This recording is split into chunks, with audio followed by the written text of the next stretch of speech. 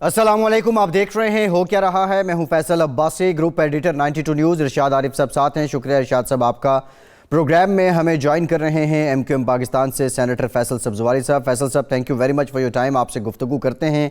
Pakistan peoples party के chairman Bilawal Bhutto Zardari ने आज प्रेस कॉन्फ्रेंस करते हुए कहा है कि बल्दियाती तरमीमी बिल को जो लोग काला कानून कह रहे हैं उनका मुंह काला है। इसके साथ ही साथ बिलावल भुट्टो ज़रदारी ने यह ताना भी दिया है, बिलखुसूस एमक्यूएम को दिया है, कि हम तो पाकिस्तान जिंदाबाद कहने वाले हैं और आप तो पाकिस्तान मुर्दाबाद कहने वाले और हमें लेक्चर दे रहे हैं। दूसरी जानिब अब से 2 दिन पहले मुराद अली शाह साहब ने जो असम्बली में तकरीर की थी उसमें उन्होंने कहा था कि जो सिंध में अपोजिशन है वो अनपढ़ है और वफाक में भी जाहिलों की हुकूमत है। साथ ही साथ उन्होंने अपोजिशन को अक़लियत का ताना भी दिया था कि तुम अक़लियत में हो और कानून जो मंजूर करने हैं वो हमने करने हैं, हम अक्सरियत वाले हैं। अब ये महाजराई खासी तूल पकड़ चुकी है। क्या पाकिस्तान पीपल्स पार्टी नज़रसानी करेगी बल्दियाती तरमीमी बिल पे, और क्या जो सिंध में अपोजिशन है वो इतना दबाव डाल सकती है हुकूमत पे कि पीपल्स पार्टी इस पर सोचे और इस कानून में कोई तब्दीली हो? इन तमाम मामलात पे बात करेंगे। फैसल साहब की जानिब जाने से पहले इरशाद साहब ये बता दीजिए कि क्या एमक्यूएम और दीगर अपोजिशन जमातें जो इस वक्त एका है इनका पीपल्स पार्टी के खिलाफ,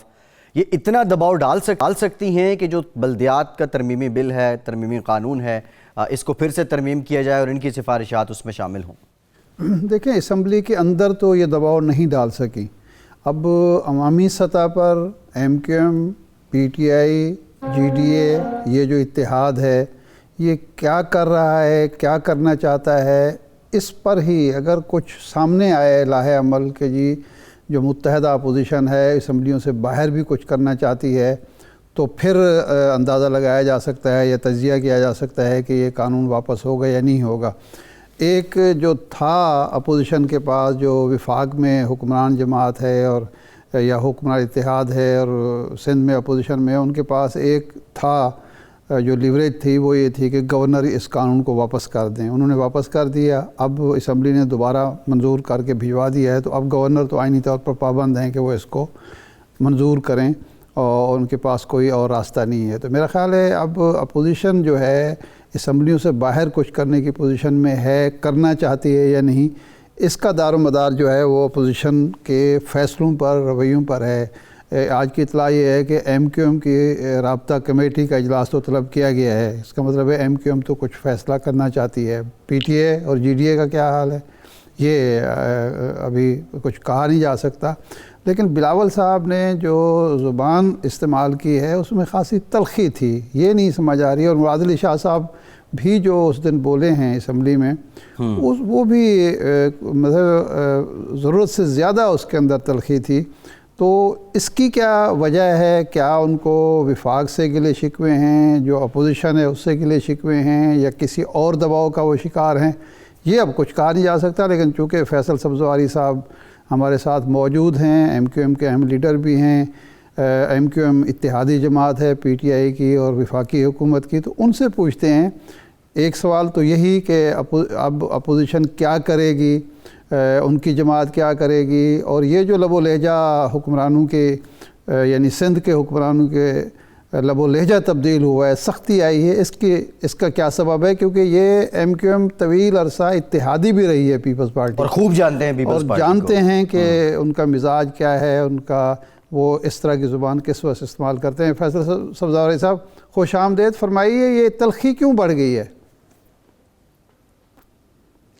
जी बहुत शुक्रिया। मेरे ख्याल में तलख़ी इसलिए बढ़ गई है क्योंकि ये जितना अवाम दुश्मन और बल्दियाती हुकूमतों को बेवक़्त मज़ीद बेख्तियार करने वाला काला कानून लेकर आए हैं, उस पर हम जो अवाम में गए हैं, हमने न सिर्फ छोटे छोटे मुजाहरे किए, दीगर सियासी जमातों के पास हम गए, वहाँ जाकर हमने अपनी ऑल पार्टीज़ कॉन्फ्रेंस की जिसमें कम बेश तमाम अहम सियासी जमातें सिंध की शरीक थीं। उन्होंने मुश्तरका तौर के ऊपर इनके इस कानून को मुस्तरद किया, इसलिए इनको ये प्रेशर फील हो रहा है। ये प्रेशर फील हो रहा है तो ये अपनी ज़बान बिगाड़ रहे हैं, ये धमका रहे हैं, और इनकी धमकियों को तो खैर हम किसी खातिर में नहीं लाते कि ये बाजू मेरे आजमाए हुए हैं, लेकिन चंद बातों का मैं ज़रूर जवाब देना चाहूँगा। यानी वज़ीर आला सिंध ये कहते हैं कि जनाब मैं मेजॉरिटी में हूँ और आप माइनॉरिटी में हैं। उनको मुझसे ज़्यादा इल्म है कि जिस रोज यहां दुरुस्त मर्दमशुमारी हो गई उस वक्त ये माइनॉरिटी में आ जाएंगे। یہ تو ایک جعلی مردم شماری، بلکہ ایک کے بعد ایک جعلی مردم شماری، ذوالفقار علی بھٹو صاحب کے زمانے سے شروع ہونے والی اور نواز شریف صاحب کے دور تک کی جعلی مردم شماری کی بنیاد پر یہ جعلی اکثریت میں ہیں، اس کی بنیاد پر یہ جعلی حلقہ بندیاں کروا لیتے ہیں، اس کی بنیاد پر یہ وسائل پر جعلی طریقے سے قابض ہو جاتے ہیں، اس کی بنیاد پر یہ ان وسائل پر قابض ہونے کے بعد ڈاکہ۔ فیصل صاحب قطع کلامی معاف، یہ آپ فرما رہے ہیں کہ بھٹو صاحب کے دور سے جو مردم شماری ہوئی وہ جعلی تھی، تو اس کا مطلب یہ ہے کہ یہ آبادی کا جو تناسب ہے آپ کے خیال میں یہ غیر سندھی یا جو آباد کار ہیں ان کی اکثریت ہے سندھ میں کہ یہ اکثریت کو اقلیت میں بدلتے ہیں؟ ارشاد صاحب، میں دیکھیے پاکستان کے آئین کے تحت قومی مالیاتی کمیشن ہے جس کا نیشنل ڈیویزیبل پول ہے جو 80% سے زیادہ آبادی کی بنیاد پر تقسیم ہوتا ہے۔ میں یہ کہنے سے احتراز کرنا چاہوں گا کہ یہ سندھی یا غیر سندھی کا مسئلہ ہے، یہ مجھے مکمل یقین کے ساتھ علم ہے کہ شہری سندھ آبادی میں زیادہ ہے، اس میں یقیناً سندھی بولنے والی بھی موجود ہیں، اس میں پنجابی بولنے والے، پختون، سرائکی، اور سب سے بڑی تعداد اس میں مہاجروں کی اردو بولنے والے کی ہے۔ میں تو یہ تلخی جو ہے یہ اس لیے بڑی ہے کہ ہم نے ان کو ایکسپوز کرنا شروع کیا۔ اچھا، ایکسپوز کیا کر رہے ہیں؟ مثال کے طور کے اوپر یہ مجھے دلیل سے رد کریں، ہم کہہ رہے ہیں 13 برسوں میں آپ نے 13 بسیں نہیں چلائیں، 13 سال سے مراد علی شاہ وزیر خزانہ ہیں اس صوبے کے، پتہ نہیں کتنے سال سے وزیر اعلیٰ ہیں وہ اس صوبے کے، 12,000 ارب روپے 13 سالوں میں خرچے کے نام پر دکھا دیے انہوں نے۔ 13 بسیں چلا دیتے، کہہ دیتے ایم کیو ایم جھوٹ بول رہی ہے۔ میں یہ کہہ رہا ہوں انہوں نے 13 سالوں میں 13 بوند پانی نہیں دیا 12,000 ارب کے باوجود، کہتے نہیں بھائی ہم نے تو 12,000 ملین گیلن پانی دے دیا ہے، ہم غلط ثابت ہو جاتے۔ یہ کہہ رہے ہیں کہ منہ کالا ہوگا، بھائی کالے کرتوتوں سے بہتر ہے۔ آپ کے کالے کرتوت کیا ہے؟ آپ کے کالے کرتوت یہ ہیں کہ آپ کہتے ہیں وفاق میں کہ میں لبرل پارٹی ہوں، یہاں آپ سندھ پیپلز پارٹی ہیں، آپ یہ کہتے ہیں کہ جناب پبلک اکاؤنٹس کمیٹی وفاق میں اپوزیشن کے پاس ہونی چاہیے، ہے بھی، صوبہ سندھ میں آپ پبلک اکاؤنٹس کمیٹی نہیں دیتے، ملازمت آئین کہتا ہے مقامی ضلع کے لوگوں کا حق ہے۔ یہ واحد وزیر اعلیٰ ہیں جو اپنے صوبے میں اپنی شہری آبادی کو محروم کرنے کے لیے جعلی ڈومیسائل بنا کے نوکریاں بیچتی ہے یہ حکومت اور تعصب کرتی ہے۔ میں ان کو ایکسپوز کرتا ہوں تو یہ مجھے تھریٹ کرتے ہیں، کہتے پاکستان مرد آباد کہنے والے۔ بھائی پاکستان مرد آباد تو جس آدمی نے کہا، ایم کیو ایم پاکستان نے تو اس سے اپنے آپ کو لا تعلق کر کے ایک نیا رخ سیاست کا شروع کیا۔ یہ اتنے بڑے پاکستان کے چیمپئن ہیں نا، ابھی سندھ کلچر ڈے کے اوپر ان کی ناک کے نیچے کراچی سے لے کر پورے صوبے میں پاکستان مرد آباد کے نارے لگے ہیں۔ ایک ایف آئی آر کاٹی مراد علی شاہ صاحب نے، ایک نوٹس لیا بلاول صاحب نے، پاکستان کا پرچم جلایا گیا سن میں۔ فیصل صاحب یہ تو آپ کا بھی فرض بنتا تھا، اپوزیشن کا بھی فرض بنتا تھا کہ آپ لوگ ایف آئی آر کٹواتے پاکستان مرد آباد کہنے والوں۔ کوئی درخواست دی آپ نے؟ آپ کی طرف سے کوئی درخواست آئی؟ جی میں عرض کروں، میں تو یہاں درخواستیں کس چیز کی دوں؟ اچھا صاحب مجھے آپ یہ بتا دیجئے، میرا حق، اچھا چلیں آپ مجھے مورد الزام ٹھہرا لیجئے کہ میں نے وزیر اعلیٰ سندھ جہاں سے منتخب ہیں اس ضلع میں پاکستان کا پرچم جلانے پر میں نے درخواست نہیں دی، میں 200 میل دور بیٹھا ہوا ہوں، آپ کہہ لیجئے، لیکن جس کا حلقہ انتخاب ہے، جو اس صوبے کا چیف ایگزیکٹو ہے، جو پاکستان کے چیمپئن بن رہے ہیں، جن کی پولیس تابع ہے، جو اس صوبے کے وزیر داخلہ بھی ہیں، ان کا نہیں تھا ذمہ داری ہے؟ حق چھوڑ دیجئے، ذمہ داری کس کی ہے؟ پہلی بات۔ دوسری بات جناب یہاں پر کہہ رہے ہیں کہ ہم، فیصل صاحب یہ کسی شخص کا انفرادی فعل ہے یا آپ سمجھتے ہیں کہ حکومت سرپرستی کر رہی ہے، ایسے لوگوں کی پشت پناہی کر رہی ہے سندھ حکومت؟ دیکھیے جی، میں تو حقائق اور واقعات کی بنیاد پر اس بات پر قائل ہوں، آج سے نہیں بہت برسوں سے، کہ پاکستان پیپلز پارٹی صوبہ سندھ میں سندھ پیپلز پارٹی ہے، وہ ایک سندھی قوم پرست جماعت کی حیثیت سے کام کرتے ہیں، ان کو پورا حق ہے، لیکن پھر اسی طور باہر نکل کر آئے نا، وہ کیوں ایسا میں کہتا ہوں، انہوں نے 3.5 لاکھ سے زیادہ نوکریاں دی ہیں پچھلے 12-13 سال میں۔ آپ کسی اپنے انویسٹیگیٹو رپورٹر کو لگا دیجئے کہ اس میں شہری سندھ کو کتنی نوکریاں دی ہیں. سندھ پبلک سروس کمیشن ہے, صوبہ سندھ میں 50% نہیں تو 40% آبادی غیر سندھی بولنے والوں کی ہے. 16 میں سے 15 ممبر جو ہیں ایسے ہیں کہ جو ہمارے سندھی بولنے والے بھائی ہیں. اچھا وہ میرٹ پر فیصلے کر رہے ہوتے, میں کہتا کوئی بات نہیں, فیصل کر لیجئے. صاحب سوال یہ ہے, پچھلے 3 سالوں میں کہ آپ نے کہا کہ بھٹو صاحب کے دور سے مردم شماری جعلی ہو رہی ہے. اس وقت سے لے کے اب تک کوٹا سسٹم پہ ایم کیو ایم کی بنیاد جو رکھی گئی تھی, یہی بنیادی وجہ تھی کہ شہری اور دیہی سندھ کے جو لوگ ہیں ان میں تفریق ہو رہی ہے. اتنا لمبا عرصہ ایم کیو ایم کو سیاست پہ ہو گیا, آپ حکومتوں میں رہے, آپ مشرف صاحب کے ساتھ رہے, آپ کراچی کے کرتا دھرتا رہے, اس کے باوجود آپ یہ نظام نہیں بدل سکے. آپ نہیں سمجھتے کہ یہ آپ کی سیاسی ناکامی ہے؟ جناب دیکھیں, میری کامیابی ناکامی کا تاریخ ایک دفعہ پھر طے کر لے گی. جو آئین پاکستان ہے نا, وہ 2/3 اکثریت کے بغیر تبدیل نہیں ہو سکتا, اور اس میں وفاق نے اپنا کوٹا لکھ دیا تھا, اور جس پہ میں بھی بار بار یہ کہتا رہا کہ چلو ٹھیک ہے, اگر 6.75% بھی شہری سندھ کو مل رہا ہے تو ٹھیک ہے. لیکن کیا پاکستان کی کسی لبرل آواز نے میری اس آواز میں آواز ملائی کہ یہاں پر جو شہری اور دیہی کا کوٹا بنایا گیا ہے اس کو ختم کی جائے؟ کسی نے نہیں کہا. نمبر 1. نمبر 2 یہ کہ میرے پاس جتنی اسمبلی میں اکثریت رہی, جتنے تعداد رہی ہے, وہ یہ آئین اور قانون تبدیل نہیں کروا سکتے تھے. مشرف صاحب کے دور میں ہم اپنا وزن ڈال سکتے تھے, بالکل ڈال سکتے تھے. یہ ایک تاریخی بحث ہے. ہیونگ سیڈ دیٹ, کیا یہ حکومت کو کہ جن کے پاس یہ ذمہ داری ہے اس کوٹے پر عمل کرنے کی کہ جو شہری سندھ کے جعلی ڈومیسائل بنوا رہے ہیں ان کو کوئی کال آؤٹ کرے گا یا نہیں کہے گا؟ اور اہم بات یہ ہے کہ جو ابھی بلاول صاحب کر رہے ہیں, دیکھیں یہ ڈیفلیکٹ کر رہے ہیں. آج کی ان کی جو پریس کانفرنس ہے نا, اور جو وزیر اعلیٰ کی نے جو کچھ کہا ہے, یہ ڈیفلیکٹ کر رہے ہیں, یہ ایشو سے بھاگ رہے ہیں. ایشو کیا ہے؟ ہم انہیں یہ کہہ رہے ہیں کہ پاکستان کا ایک آئین ہے جس کی آپ بڑی مالا جپتے ہیں اسلام آباد میں بیٹھ کے. اس کا آرٹیکل 7 یہ کہتا ہے کہ ریاست اس وقت مکمل ہوگی کہ جب وفاقی حکومت ہوگی, صوبائی حکومت ہوگی, مقامی حکومت ہوگی. مقامی حکومت کیسی ہوگی؟ یہ آئین نے آرٹیکل 140A میں اس کی تعریف کی ہے, جس کے یہ 18ویں ترمیم کے چیمپئن بنتے ہیں. اس میں لکھا ہے کہ صوبائی حکومتیں مقامی حکومتوں کے انتخابات کروا کے انہیں مالی, انتظامی, سیاسی اختیار دیں گی. یہ آئین ہے, یہ بہت بڑے آئین کے چیمپئن ہے نا. اب آپ دیکھ لیجئے کہ 2013 کا نظام کیا ہے. منتخب میئر کے پاس ٹیکس لگانے کا کوئی اختیار نہیں. جتنے پیسے آ رہے ہیں ان کے زیر دست رہ کر آئیں.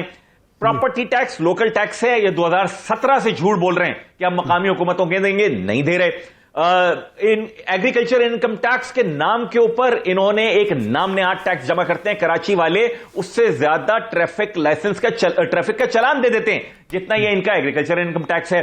کراچی کے منتخب میئر کے پاس پانی کا اختیار نہیں, وسائل نہیں, سیوریج کا اختیار, وسائل نہیں, بلڈنگ کنٹرول نہیں, ماس ٹرانزٹ نہیں, ماسٹر پلان نہیں, ڈیولپمنٹ اتھارٹیز نہیں, کچھ بھی نہیں چھوڑا. یہ ہے ایشو. ایشو سے نہیں بھاگنے دیں گے ہم ان کو. اگر یہ سمجھ رہے ہیں کہ یہ عصبیت کارڈ کھیل کے, اگر یہ سمجھتے ہیں کہ یہ ایم کیو ایم کو پرووک کر کے اس ایشو سے بھاگیں گے, ہم ان کو بھاگنے نہیں دیں گے. ہم بتائیں گے کہ آپ آئین سے انحراف کر رہے ہیں. آپ جو اپنی جعلی اکثریت کے بنیاد کے اوپر جو قانون بنا رہے ہیں وہ اس صوبے کو مزید تباہ کرے گا. صرف کراچی نہیں, جیکب آباد کے نوجوان کے ساتھ یہ زیادتی کر رہے ہیں کہ وہ کئی سو میل اٹھ کر جیکب آباد سے کراچی آئے اپنے چھوٹے چھوٹے مسئلے کے لیے. وجہ یہ ہے کہ وزیروں کے نام پر انہوں نے جو دکانداریاں چلائی ہوئی ہیں, جن سے ان کے خرچے چل رہے ہیں, اس کے لیے ان کو ایک اوور سینٹرلائز سسٹم چاہیے. اسلام آباد کے لیے کہتے تھے کہ اسلام آباد کے کلچز سے نکلے پاور. فیصل صاحب, اب دعویٰ یہ ہے سندھ حکومت کا, بلاول صاحب کا, مراد علی شاہ صاحب کا, دوسرے لوگوں کا, کہ جی ہم نے موجودہ جو ترمیمی ایکٹ دیا ہے ہم نے مزید اختیارات دے دیے ہیں, جس میں یہ پراپرٹی ٹیکس کی وصولی کے اختیار بھی ہے. ہم نے بلدیاتی اداروں کو, ضلعی حکومتوں کو مزید بااختیار کر دیا ہے. اور ایک بات دوسرا, وہ کہتے ہیں کہ اپوزیشن نے اسمبلی کی کارروائی میں حصہ ہی نہیں لیا, اپنی کوئی تجاویز سفارشات پیش ہی نہیں کی, تو ہم کیا کریں؟ میں عرض کروں عارف صاحب بہت احترام کے ساتھ, پہلی بات تو یہ 2017 کی بجٹ تقریر وزیر اعلیٰ سندھ کی آپ اٹھا لیجئے, ٹھیک ہے, اپنے کسی رپورٹر کو کہہ دیجئے کہ کل کے پروگرام میں آپ کے سامنے پیش کرتے ہیں. 2017 میں اعلان کیا تھا پراپرٹی ٹیکس ہم شہری حکومت کو دینے جا رہے ہیں. 4 سال ہو گئے, آج تک نہیں دیا. دینا نہیں چاہتے. کیوں نہیں دینا چاہتے وہ بھی آپ کا انویسٹیگیٹو کوئی رپورٹر ہوگا, وہ ریسرچ کر لے گا. لوکل ٹیکس ہے, نہیں دے رہے. اہم بات یہ ہے, کہہ رہے ہیں کہ اپوزیشن نے حصہ نہیں لیا. کیا آپ کے علم میں ہے کہ صوبہ سندھ کی کسی اسٹینڈنگ کمیٹی, کسی قائمہ کمیٹی میں اپوزیشن کا کوئی رکن نہیں ہے؟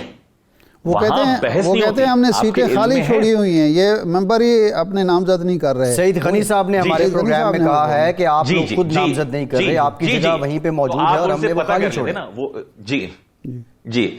جی وہ اس لیے نامزد نہیں کر رہے کہ پبلک اکاؤنٹس کمیٹی یعنی صوبہ سندھ جو کرپشن انڈیکس میں سب سے آگے ہے, صوبہ سندھ جس کے وزیر تعلیم کہہ رہے ہیں میں 5000 اسکول بند کر دوں گا, صوبہ سندھ جو آئی بی ایس سکھر کے نام پر تعلیم سے دشمنی کر رہا ہے اور وہ کہتا ہے میں Karachi medical and dental college بھی لوں گا, اس صوبے میں اوور سائٹ کے لیے پبلک اکاؤنٹس کمیٹی ہونی چاہیے اپوزیشن کے پاس.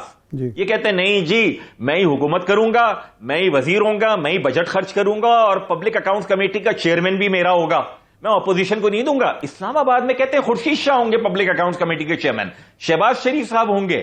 یہاں پر پیپلز پارٹی حکمران ہوگی اور پبلک اکاؤنٹس کمیٹی میں اس لیے نہیں گئے. چلیے چھوڑ دیجئے اسٹینڈنگ کمیٹی میں نہیں ہے. آپ کو پتا یہ بل انہوں نے کیسے پاس کیا؟ انہوں نے سارے رول ریلیکس کر دیے, بل کے جنرل پرنسپلز کے اوپر ڈیبیٹ نہیں ہونے دی. آپ کے علم میں ہے کہ قاعدے حزب اختلاف کا مائک نہیں کھولتے, ایسا لگتا ہے یہ سلطنت ہے ان کی. جو باتیں انہوں نے کی ہیں وہاں پر نعوذ باللہ یہ سمجھتے ہیں کہ 18ویں ترمیم سے صوبہ سندھ کو ریاست بن گیا ہے. بھائی یہ صوبہ ہے پاکستان کا جس میں آپ کو بھی قانون اور آئین کے تحت چلنا ہوگا, اور یہ جو کچھ کر رہے ہیں یہاں پر کراچی والوں کو اور شہری سندھ کو تو یقیناً متاثر کر رہے ہیں, لیکن ان کی جو رہی صحیح ہوپ ہوگی نا پاکستان میں کسی دیوانے کے دل میں, وہ مر رہی ہے. یہ لاہور والوں کو یہ کہیں گے 13 سال میں نے حکمرانی کی, 12,000 ارب روپے میں نے خرچ کیے, میں وزیر اعلیٰ رہا, وزیر خزانہ رہا, میں چیئرمین رہا پاکستان پیپلز پارٹی کا, آؤ لاہور والوں مجھے ووٹ دو, میں کراچی جیسا بنا دوں گا لاہور کو. یہ کہیں گے یہ وہاں پر جا کر, یہ اپنی رہی صحیح ہوپ. وجہ اس کی کیا ہے؟ ان کو صرف اس پیسے سے مطلب ہے جو 840 ارب روپے آ رہا ہے نیشنل فائنانس کمیشن سے اس سال, جو 350 ارب روپے کا ڈیولپمنٹ فنڈ دیا ہے, اس میں یہ ٹھیکیداروں کا بجٹ بناتے ہیں, یہ کوئی عوامی بجٹ نہیں بناتے. ٹھیکیدار بیٹھ کے طے کرتے ہیں وزیر اعلیٰ ہاؤس میں, سیکریٹریٹ میں اور مختلف جگہوں کے اوپر کہ کون سی اسکیمیں آئیں گی. ان کو غرض ہے اس 350 ارب روپے سے کہ جو general sales tax and services, property tax, infrastructure cess سے آنا ہے اور اس پہ انہوں نے قبضہ کرنا ہے. 500-600 ارب روپے ان کے لیے کافی ہیں. سیاست جائے, عوام کی فلاح جائے, آئین کی حکمرانی جائے جہنم میں, ہمیں یہ 500-600 ارب روپے عزیز ہیں. جی بالکل ٹھیک ہے.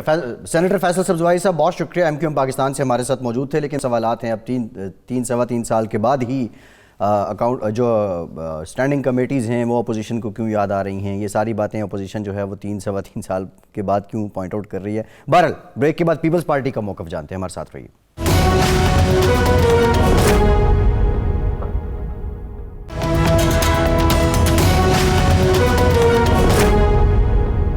بریک کے بعد ایک بار پھر سے آپ کو خوش آمدید کہیں گے. پاکستان پیپلز پارٹی کے سینئر رہنما سینیٹر تاج حیدر صاحب نے ہمیں جوائن کیا. بہت شکریہ تاج حیدر صاحب آپ کے وقت کا. تاج حیدر صاحب, بلاول صاحب کہتے ہیں کہ بلدیاتی ترمیمی ایکٹ کو کالا قانون کہنے والوں کا منہ کالا ہے. پیپلز پارٹی کے رویے میں یہ خلاف مزاج اتنی تلخی کیوں آ گئی ہے؟ ہاں لیکن بات یہ ہے کہ اس طرف سے جس قسم کی باتیں ہو رہی ہیں اور جو ان کا پس منظر ہے. تاج حیدر صاحب, ایک وفاقی پارٹی, ایک وفاقی جماعت جو ہے وہ اس انداز میں گفتگو کر رہی ہے, اور ابھی فیصل سبزواری صاحب ہمارے ساتھ تھے سینیٹر, وہ یہ کہہ رہے تھے کہ ہم نے ان سے سوال یہ کیا کہ مرد آباد جو بات کی ہے جناب بلاول بھٹو نے کہ مرد آباد کہنے والی جماعت, پاکستان مرد آباد کہنے والی جماعت جو ہے وہ ہمیں حب الوطنی کے سبق نہ دے. انہوں نے کہا کہ سندھی کلچر ڈے کے موقع پر مراد علی شاہ کے حلقے میں پاکستانی پرچم جلایا گیا اور مرد آباد کے نعرے لگائے گئے.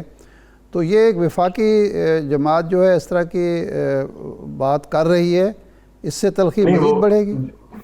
دیکھیے وہ کچھ سندھی انتہا پسندوں نے ضرور کیا ہوگا, لیکن جن کے بارے میں بات کی ہے ان کا کیا پس منظر ہے اور وہ کس طریقے سے, مجھے افسوس ہے کہ اب تک جو الطاف حسین صاحب کا فلسفہ ہے اور الطاف حسین صاحب کی جو پولیٹیکل لائن ہے اس کو فالو کیا جا رہا ہے.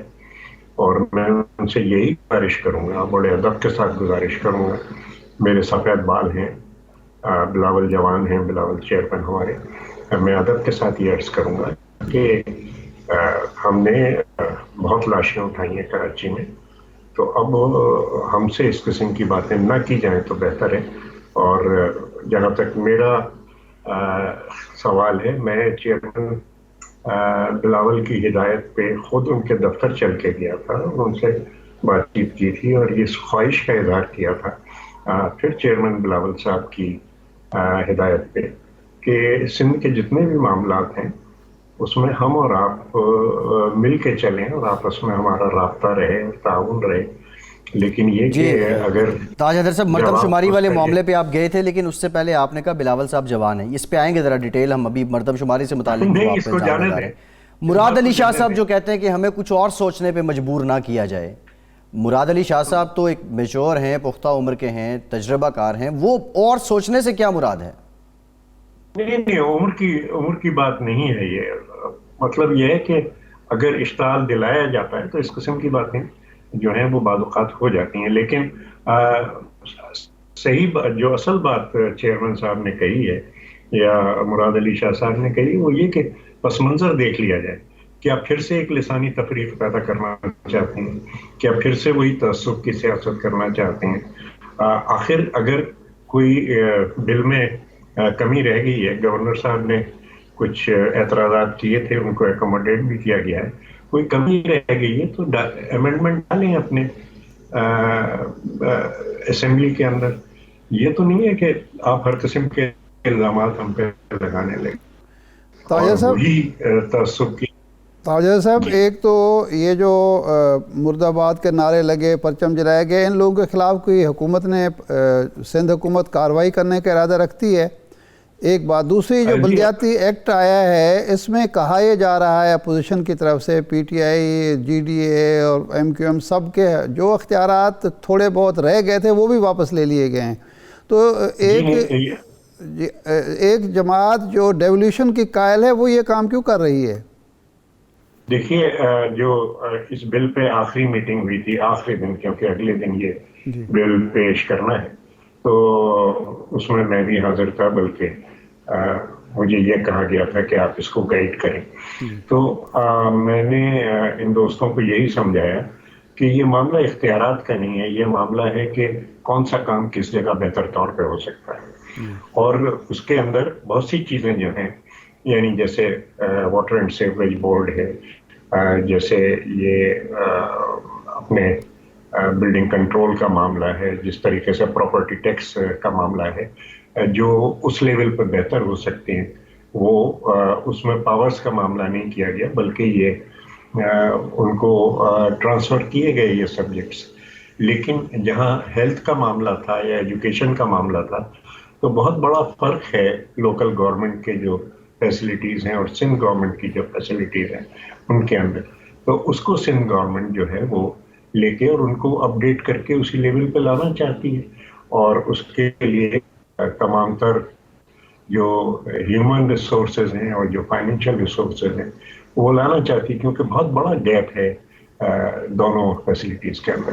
لیکن جہاں ذمہ داریاں بڑھانی تھیں وہ ذمہ داریاں بڑھائی گئیں اور انہیں دی گئیں، اور جہاں یہ ایک ایجوکیشن اور اس کو ہیلتھ کو لینا تھا ان سے وہ لے لیا گیا. تو یہ مسئلہ یہی تھا. میں نے اپنے کولیگز کو یہی کہا کہ دیکھو، اس کو اس طریقے سے دیکھو کہ جو کام جس سطح پہ بہتر طور پہ ہو سکتا ہے، کیونکہ بلدیاتی حکومت بھی ہماری ہے اور مرکزی حکومت بھی ہماری ہے، ہم کوئی تفریق اس میں نہیں کرتے، تو اس کو اسی سطح پہ کیا جائے. اور اس کے بعد پھر جس وقت گورنر صاحب نے کچھ اعتراضات کیے گئے، بہت سے اس میں سے ایکوموڈیٹ کر لیے گئے. بار بار اگر ہم کہہ رہے ہیں کہ جناب آئیے بیٹھیے، اور اگر کوئی آپ کے ایکوموڈیشنز ہے، کیونکہ مجھے بھی آپ سمجھیں کہ وہ آخری دن تھا، وہ کہا گیا کہ جی آج شام تک ہم اسے فائنل کر کے رکھیں گے. تو اور بار بار سندھ حکومت یہ کہہ رہی ہے کہ جی وقت کی تنگی تھی، احکامات تھے الیکشن کمیشن کے کہ اس تاریخ تک کر دیا جائے. لیکن ترمیم تو کسی بھی ایکٹ میں کی جا سکتی ہے، اس کا دروازہ تو بند نہیں. تو ہمارے دوستوں کو ابھی تک انہوں نے کوئی ترمیم داخل نہیں کی ہے، ابھی تک انہوں نے یہ نہیں کہا ہے کہ انہیں کس بات پہ اعتراض ہے.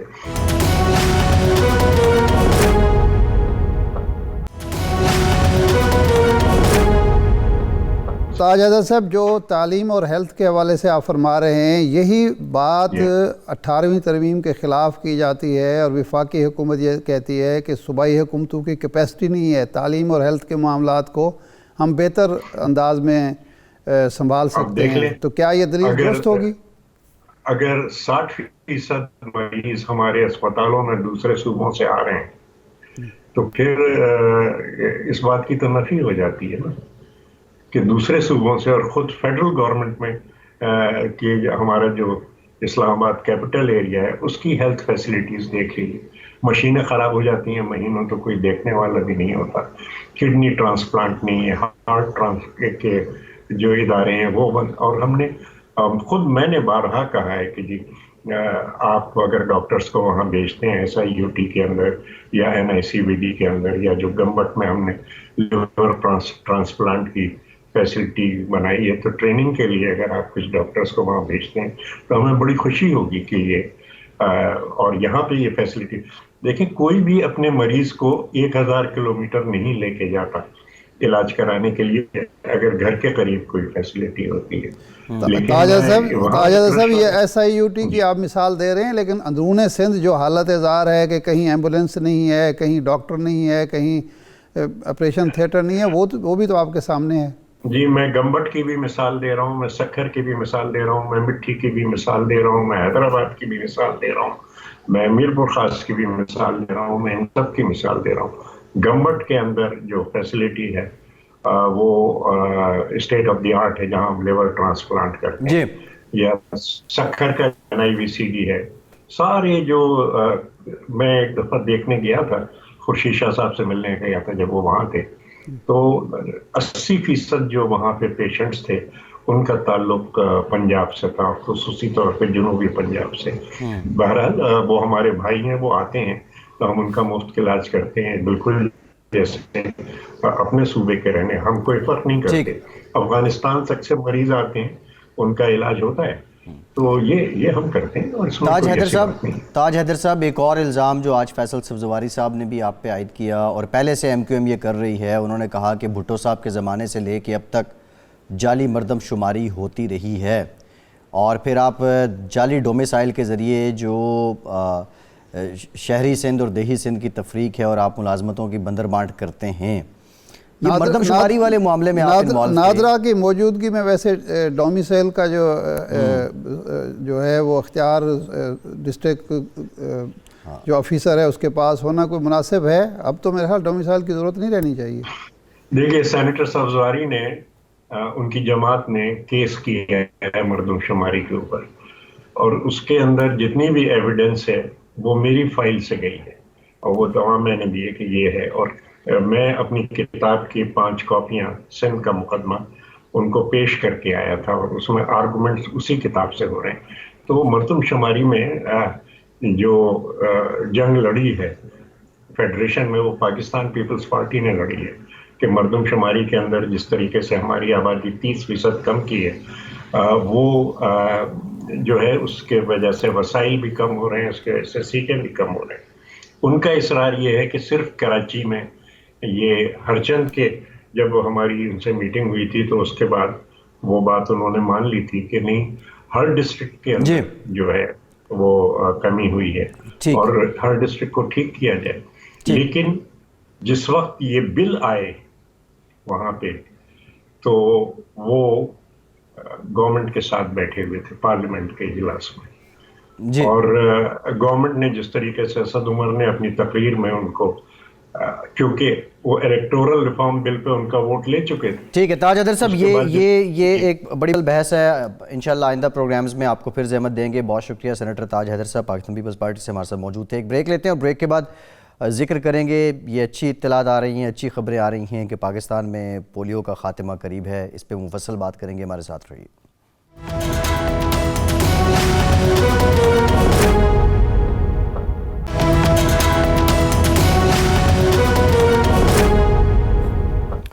بریک کے بعد ایک بار پھر سے آپ کو خوش آمدید کہیں گے. ہمیں جوائن کیا ہے پارلیمانی سیکریٹری بصحت ڈاکٹر نوشین حامد صاحبہ نے. ڈاکٹر صاحبہ thank you very much for your time. Doctor صاحبہ آپ ذرا یہ جو کیمپین ابھی پولیو کی چل رہی ہے اس کے خد و خال بتا دیجیے گا، لیکن کچھ باتیں جو اپنے عوام کے ساتھ ہم شیئر کر دیں. وہ تقریباً 156 اضلاع ہیں پاکستان کے جن میں اس کیمپین کا آغاز کیا گیا ہے. جو ہدف ہے وہ 4 کروڑ بچے ہیں جن کو اب کی بار پولیو کے قطرے پلائے جائیں گے اور جو رواں سال ہے وہ اس لحاظ سے پاکستان کی خوش بختی رہی ہے، خوش قسمتی رہی ہے کہ پولیو کیسز جو ہیں وہ انتہائی کم رپورٹ ہوئے ہیں۔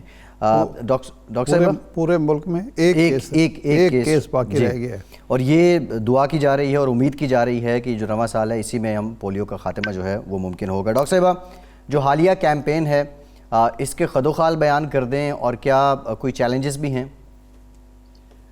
جی بالکل، دیکھیں جی جیسے آپ نے خود بتایا کہ 4 کروڑ بچوں تک ہم نے پہنچنا ہے۔ 10 دسمبر سے یہ KPK میں اور 13 دسمبر سے ملک کے باقی اضلاع میں جو ہے یہ کیمپین شروع کی گئی ہے، اور اس کا مقصد ظاہر ہے یہی ہے کہ اس دفعہ ہمارا جو جنوری میں 2021 میں صرف ایک کیس رپورٹ ہوا تھا، اس کے بعد سے الحمدللہ اس وقت پاکستان میں اس کے بعد کوئی کیس رپورٹ نہیں ہوا، اور جو انوائرمنٹل سیمپلز ہوتے ہیں جو کہ پورے پاکستان کے ہم سیویج کے سیمپلز چیک کیے جاتے ہیں اس کے وائرس کی موجودگی دیکھنے کے لیے، تو اس کا ایک ضرور ٹانک میں ہمیں ایک پازیٹیو سیمپل ملا ہے، KPK کا جو علاقہ ٹانک ہے وہاں پہ، پر اس کے علاوہ ہمارے انوائرمنٹل سیمپلز میں بھی بہت زیادہ بہتری آئی ہے، وہ شرنک کر گیا ہے، اور صرف جو اس کے کور ریزروائرز تھے وہاں پر اب اس کی سیویج کے سیمپلز میں موجودگی پائی جا رہی ہے، ادروائز یہ پورے ملک سے الحمدللہ اس کی بالکل یہ شرنک کر گیا ہے۔ تو میں سمجھتی ہوں کہ جس طرح سے پاکستان گورنمنٹ نے یہ کیمپینز پچھلے پورے سال میں چلائی ہیں، کووڈ کی وجہ سے جو ہمارا تھوڑا سا ایک بریک آیا تھا کچھ مہینوں کا، اس کے بعد جب پچھلے سال جون سے یہ دوبارہ سے جو تسلسل شروع ہوا ہے اس کے ریزلٹس اب ہمیں نظر آ رہے ہیں، اور پاکستان میں اب بہت بہتری ہے، اور امید یہی کی جا رہی ہے کہ انشاءاللہ تعالی یہ ایئر آف انٹرپشن جو ہے وہ اب قریب ہے اور ہم پولیو سے نجات پا لیں گے۔ مگر یہاں پر میں آپ کو یہ ضرور بتا دوں کہ چونکہ افغانستان کا جو علاقہ ہے کندوز، وہاں پر ایک پازیٹیو کیس جو ہے وہ پچھلے دنوں ریکارڈ ہوا تھا، اور چونکہ پاکستان اور افغانستان ایک ہی ایپیڈیمیولوجیکل بلاک کنسیڈر کیا جاتا ہے، تو جب تک افغانستان میں ایک کیس بھی ہوگا پاکستان کو اس طریقے سے پولیو فری ڈکلیئر نہیں کیا جا سکے گا، پر ہمیں امید ہے کہ انشاءاللہ تعالی آنے والے دنوں میں افغانستان کی سچویشن میں بھی بہتری آئے گی۔ ڈاکٹر صاحب، یہ جو کامیابی حاصل ہوئی ہے یہ آپ کی اویئرنیس کمپین کا نتیجہ ہے، یا لوگوں کے اندر خود یہ احساس پیدا ہوا ہے، یا وہ کیا میتھڈ تھا جس کی وجہ سے پہلے یہ مہم کامیاب نہیں ہوتی رہی اور اس دفعہ کامیاب رہی ہے؟ دیکھیں جی، اس میں سب سے بڑا جو وجہ تھی جس کی وجہ سے یہ پولیو کے کیسز آ رہے تھے وہ مسڈ چلڈرن تھے، لوگوں میں ایک ریزسٹنس تھی، اور جو پولیو کے کیسز بھی ریکارڈ ہوئے ہیں جو ہمیں ملے بھی تھے پچھلے سالوں میں، وہ وہی لوگ ہوتے تھے جنہوں نے کبھی بھی کسی ایک سٹیج پر بھی پولیو کے قطرے نہیں پیے تھے، اور جو روٹین امیونائزیشن ہے ہماری جو بچے کو پیدائش کے وقت سے شروع ہوتی ہے، وہ بچے وہ تھے جنہوں نے روٹین امیونائزیشن کے بھی کورسز نہیں کیے ہوئے تھے، تو یہ کنیکشن تو ظاہر ہے اس کا تھا ویکسینیشن سے، مگر مسڈ بچے جو ہیں جو کہ جن کے پیرنٹس اوائڈ کر جاتے تھے جب ان کو پتہ ہوتا تھا کہ علاقے میں کمپین ہے، وہ بچوں کو لے کے کسی دوسرے علاقے میں چلے جاتے تھے، کیونکہ ریفیوزل کے اوپر ظاہر ہے ان کے اوپر ایکشن ہوتا تھا، DC AC وہ سارے آ جاتے تھے۔ تو اس میں میں سمجھتی ہوں کہ جو ہماری کامیابی ہے اس کی وجہ ایک بہت بڑی یہ کہ لوکل انتظامیہ جو ہے وہ اس میں بہت متحرک ہوئی ہے، اور اس کے لیے پرائم منسٹر صاحب نے خود چونکہ اس کا پرسنل انٹرسٹ لیا، اور وہ پولیو کی جو ٹاسک فورس ہے اس کو وہ خود چیئر کرتے ہیں۔ پچھلے سال انہوں نے جو 24-25 اضلاع کے اندر رسک پولیو کا ان کے ڈپٹی کمشنر سے ایک زوم کے اوپر میٹنگ کی تھی، اور ان کو خود موٹیویٹ کیا تھا، اور اس میٹنگ کا بہت پازیٹیو ایفیکٹ ہوا تھا، اور تمام ڈپٹی کمشنرز ان اضلاع کے جو کہ ہائی رسک اضلاع تھے ان لوگوں نے خود پرسنل انٹرسٹ لیا۔ یہ کبھی بھی کیمپین اتنی سکسیسفل نہیں ہو سکتی جب تک لوکل جو انتظامیہ ہوتی ہے وہ پولیو ورکرز کے ساتھ متفق نہ ہو۔ ڈاکٹر صاحب، ابھی آپ نے بات کی ہے ریٹین امیونائزیشن کی، میرے خیال میں آپ کی مراد جو حفاظتی ٹیکہ جات ہیں ان سے ہے، تو یہ ذرا عام سادہ الفاظ میں عام لوگوں کو بتا دیں کہ کیا تعلق ہے حفاظتی ٹیکہ جات کا اور پولیو کا آپس میں، اور حفاظتی ٹیکہ جات سے آپ کتنے سیکیور ہو جاتے ہیں؟ دیکھیں جی، اس وقت پاکستان میں 12 بیماریوں کے خلاف بچوں کو حفاظتی ٹیکہ جات دے دیے جاتے ہیں، جس میں پولیو ڈراپس بھی شامل ہیں، اور ایک ایج کے بعد جا کے یہ 9th منتھ کے بعد جا کے تو آپ کو انٹراوینس آپ کو انجیکشن بھی جو ہے انجیکشن جو ہے جس کو IPV ہم کہتے ہیں انجیکٹیبل پولیو وائرس ویکسین جو ہوتی ہے وہ بھی لگتی ہے. تو یہ پیدائش کے وقت سے یہ شروع ہوتے ہیں اور یہ دفتن فوقتاً بچوں کو جو ان کو ٹائم دیا جاتا ہے اس کے اندر پولیو کا بھی ہے, BCG ویکسینیشن جو ٹیوبرکلوسس سے TB سے بچاتی ہے, میزلز کا ہے, اس کے علاوہ ٹیٹنس کا ہے, جو ہماری یہ کالی کھانسی ڈپتھیریا جسے وہ ہم لوگ پرٹوسس کہتے ہیں ڈپتھیریا کے لیے. تو یہ 12 بیماریاں ہیں. اب اس میں ٹائیفائڈ بھی شامل ہو گیا ہے, ہیپاٹائٹس کا انجیکشن بھی شامل ہو گیا ہے. تو یہ 12 بیماریوں کے خلاف بچوں کو یہ انجیکشنز لگائے جاتے ہیں.